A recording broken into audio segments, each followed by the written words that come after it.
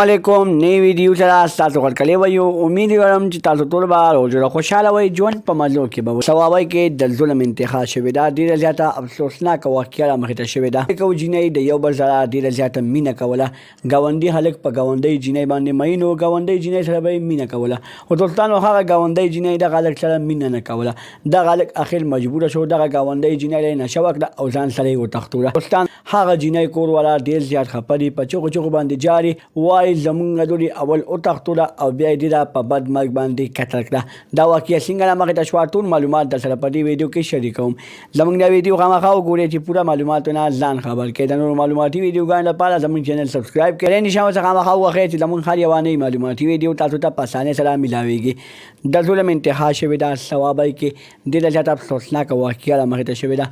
دوستانو گاونډي هلک په گاونډي جنۍ باندې مینو گاونډي جنۍ سره به مینه کوله دا به هغه جنۍ لپاره پچات باندې خاطو هغه سره به ملاقاتونه کول خو د هغه جنۍ د الک نو خو دوستانو د الک اخیل مجبور شو دغه جنۍ له نشه وکړه او ځان سره او تختوره دوستانو چې دغه جنۍ کړه او تختوره دغه جنۍ لاش بیا ملو شو